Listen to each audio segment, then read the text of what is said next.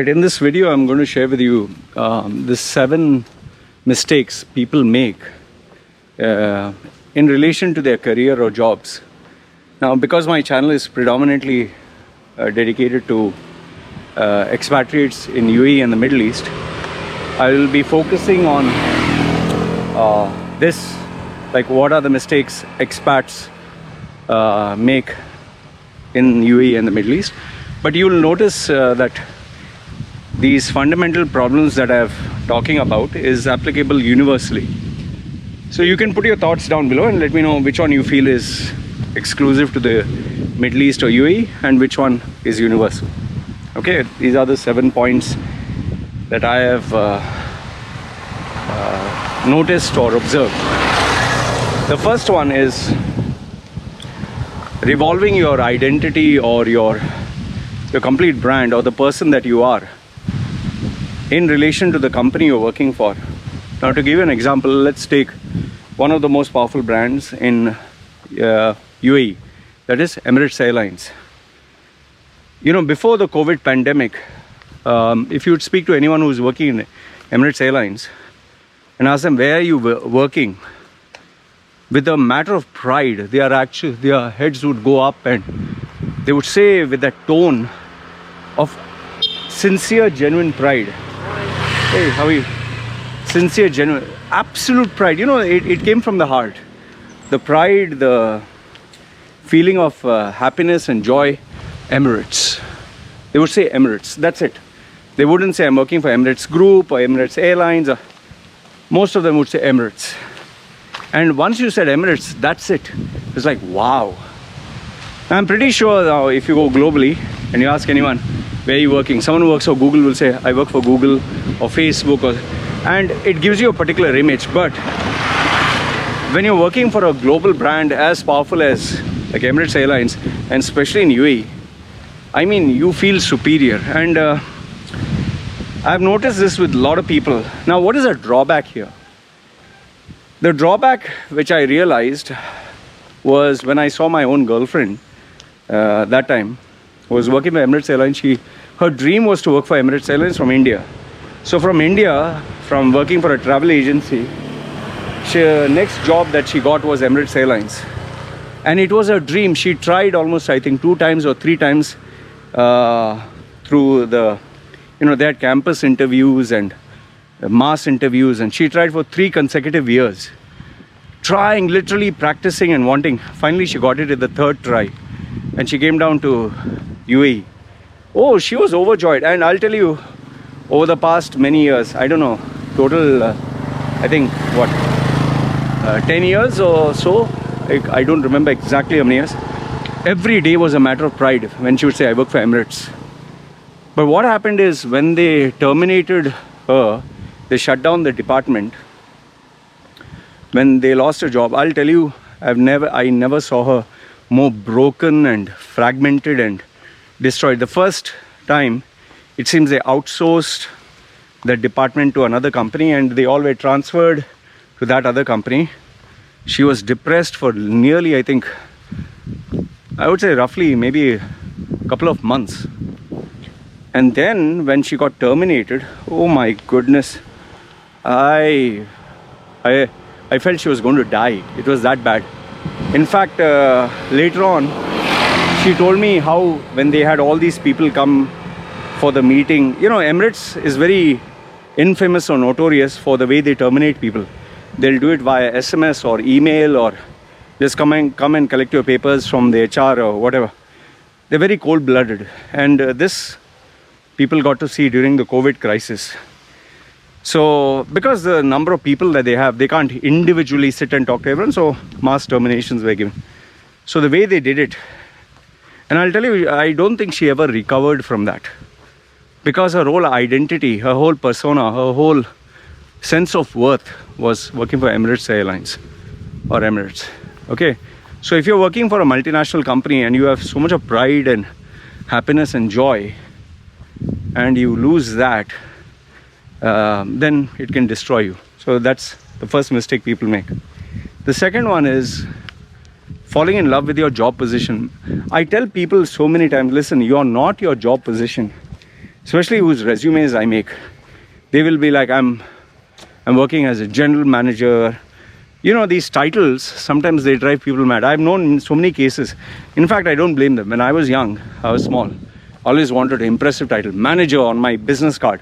Managing, you know, regional manager or director. And we are just trying to fool ourselves, you know. It's just a dummy title. And in UAE, it's so easy to get these dummy titles. You just take a trade license and open your own company, visa. I think it's hardly, what, $5,000 or so, $3,000 to $5,000.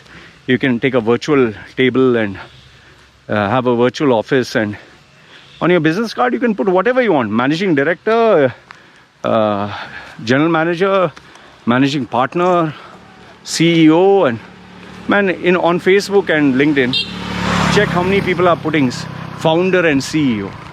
What the fuck is that supposed to mean?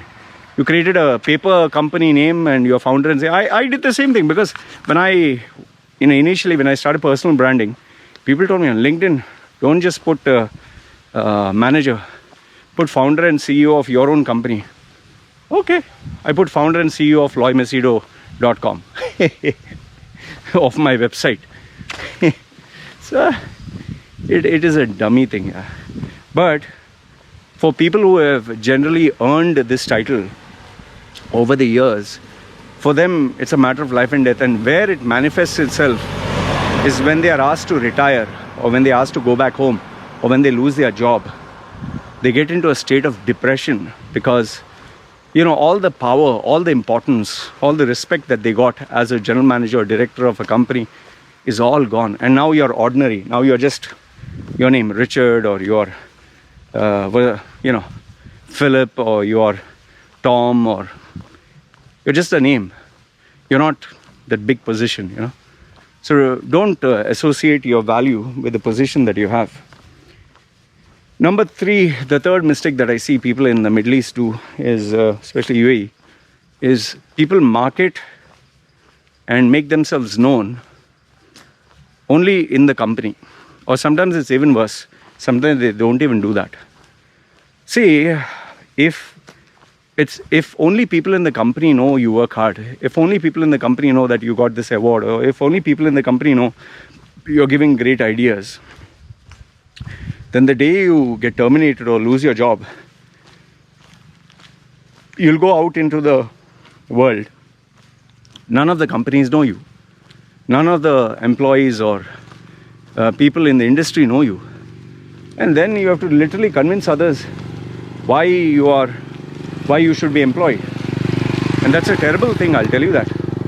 In fact, the worst example of this is when you're in the company, you don't even let your boss or other people in. See, listen, don't just make sure that your boss knows you. If your boss only knows you and your boss's boss and the rest of them don't know, then you're under the mercy of your boss. And only having the company know you is like putting all your eggs in one basket. It's like having just one investment. And if that crashes, you're finished. So point number 3 is being known only in that company, only within known people. It's like being a big dog in a small backyard, or a big frog in a small well. Point number 4. Oh, this one is so common. Working for one company for so many years. See, once upon a time, there was a lot of pride. I worked 30 years in one company and they gave me a gold watch. I worked 40 years right from the time I left college. I worked for this company, and now, I'm in the Hall of Fame or whatever. In the olden days, the 70s and 80s, that was a matter of pride. Today, nobody gives a fuck about your gold watch, or in fact, you're very limited with your experience and worldview if you work with only one company. That is why I tell people, the question is, okay, Lloyd, then how many years do you work in a company? Normally, generally, I would say, in the Middle East, there's 2 to 3 year contracts. So every 2 years or 3 years, you evaluate the market and decide where to work. And then obviously you will say that, Lloyd, but then if I go for the interview, the employer will say, oh, you're changing companies every 2 years, 3 years. What you need to tell him is, I can stay in your company for 10 years and not perform. I can just be an, non-performing average guy, or I can work the 2 years and outdo everyone who has done 10 years. And if you pay me, let's say, based on my performance and you increase, why should I leave you? That's the way you should answer. But what is the benefit? The benefit is every new company you join, you will learn to mix with new personalities. You'll understand different cultures. You'll understand what works, what doesn't work. Now, I'm not saying force yourself to do this. Do it until you reach a point where you've joined a company which is the best for you. Like, I'll give you an example. Like, I know you would think of Sundar Pichai or Satya Nadella, but then how many people have reached that level of success? There are not many. How many employees does Microsoft have? How many became the CEO? You have Bill Gates, Steve Ballmer, and you have Satya Nadella. Okay, so 3 for 3 generations of CEOs. So how many employees does Microsoft have? Tens of thousands. Okay, people have come and gone. So what I suggest is, unless you're CEO material, make sure that you change. And the main focus is not just the designation, not just the response, but money. Remember, money matters a lot. Then, and remember, one more thing which I'll tell you. The freelance economy exploded, especially during the COVID crisis. So today it is, I pay you for 1 hour, you give me the best for that 1 hour. If I like it, then I'll book you for another hour. So it is performance-based pay. And if you look at it that way, if you don't perform, I don't need to take you permanently. So just think of it in this way. So the years that you spend in a company, make sure that you'll give their best. Don't stay just to, rot. Point number 5, the mistake that people make is they're good at just one skill, or they know only one software, or they know how to operate one machine. Now, I'll give you a couple of examples here, 2 or 3. There was this guy who applied. He was working in Saudi. He was getting a very good salary. He was into this production plant which was manufacturing this particular unit. Now what happened is, due to the COVID crisis, he lost his job and he was searching. For 1 year he was unemployed, and then he finally got in touch with me, and when I saw it, his CV was only focused on that one technical skill. He didn't have, let's say for example, you're a bricklayer, or you're manufacturing bricks, manufacturing bricks of a particular kind and design. Now, if that goes out of fashion, or that is no longer produced, and you only know how to operate that machinery with that software, then what do you do, man? Let's say for example, you only know let's say Final Cut Pro. Okay, that is a video editing software with the Apple ecosystem. You join this new company and they're like, no, we don't have Apple computers here. We only have Windows based, and you have to do work on Windows. You cannot do work on Mac. You can't have your own computer, your Apple, and you have to do on Premiere Pro. Finished, no? Okay, here the only saving grace is Final Cut Pro and Premiere Pro is easy to learn, and it's very interchangeable. Okay, but if you're talking of something related to a particular skill, software or machine that is no longer in operations, then finished, no? So just keep that in mind. Remember what happened with Kodak. Okay, that technology is outdated. So the people with those skills related to physical photography, finish. They lost their jobs. Okay, and then you'll be outdated. Point number 6 is, I think, being too happy. Yes, you need to feel the sense of joy and happiness in your workplace. But when that translates to being comfortable, being in your comfort zone, then that's a problem. See, I'll give you an example here. In my line of work, the work that I do, if you actually categorize it, it is more like a freelancer, more like an online consultant. I don't get a salary end of the month. There's no company paying me a guaranteed salary. So the benefit is I can earn as much as I want, provided I work very hard. And then there's luck and all those other factors that come into play. What is a drawback? Drawback is maybe 2-3 weeks or months, even months. I may not get a single client. Why do you think I stopped being on freelance websites? Because sometimes there was no job, and if there's a troublemaker who gives you a bad rating and their AI system can't differentiate between a fake review versus a real review, you're fucked. I know so many content creators from Pakistan, Bangladesh, Sri Lanka who are on Fiverr, Fiverr, Upwork, Freelancer. They lost their gigs because they said, I'm sorry, these gigs are no longer allowed. You remember PewDiePie when he asked a couple of Sri Lankan guys who would write something on their chest, and he wrote Nazis or something, and they would put that and they would dance for I think $100 or something. He paid $100 and they put Nazi or something like that. I can't remember specifically.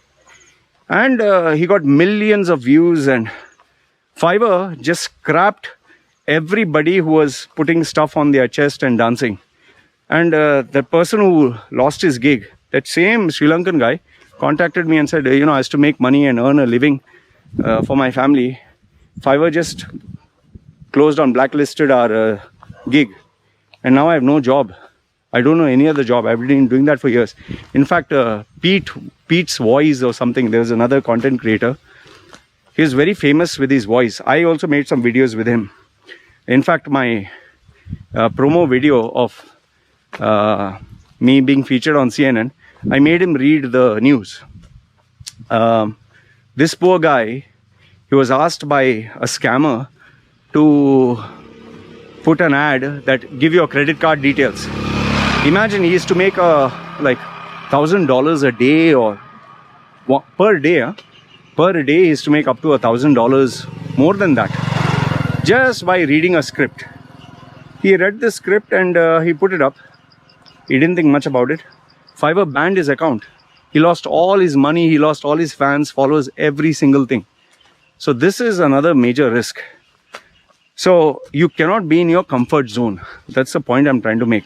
Even me, there's not a single day where, I keep thinking, fuck, if YouTube is not there, Google is not there, if online working is not there, what do I do? I wish I had all the answers on the planet. Okay, I'll start a business, I'll do this. Life is not that easy to get. So for me, I'm always at the edge. In the same way for employees and employers specifically, don't be comfortable in your job position. The problem is, because you do it as a routine job, you totally forget about it. Familiar faces, familiar desk, familiar computer, familiar environment. You just go with the flow, and before you know it, years and years have passed by. And this can cost you a lot, especially when you lose your job. Point number 7, and this is the final one. And this is not investing in your brand. Now, when I say investing, I'm not talking of money. If it is a question of money, everyone who puts money, their brand will grow like crazy. It's not just money. That is why whenever I get any client who wants to invest in his brand and get double the income, or wants to grow his earning capacity per month as a salary, I tell them, listen, it's not just money, it's hard work. Lot of hard work, lot of trial and error, lot of strategies, lot of consulting sessions, lot of interaction, engagement. There's so much. You need to treat it like you're growing a baby, like you're starting a business, like as if you're studying for an exam, which out of 1,000 people, only one can pass. That much time, effort, money, interest, passion, drive, determination is there. And what happens is people don't invest this. Once they are in a job or a career, they'll just do the same job and they'll try to be better at the process. But the problem here is, if you're good at the process, it's like a production factory employee. He's good at putting things fast, chopping, cutting, whatever. Okay? But then when you lose your job, nobody knows you. So when you invest in your brand, the time, effort and money, it's not only you knowing about it, it's the world knowing about it. Like, you remember the Salt Bay, the guy who puts salt like this? Means before him, there were so many people who were cutting meat and putting salt. Why did he become viral? It's not that he just got lucky. He spent years trying to show the world what he can do. Even Just Sool, that guy who makes ridiculous videos of being an Indian, why is he a global known? Even that African boy who does this, his expression like this, he became a viral, superstar because he worked hard in promoting his brand. What do you think I'm doing every single day? Okay, maybe in my case I don't have viral this thing, but I invest time, effort and money on my name, developing my brand, letting people know this is Loy Macedo.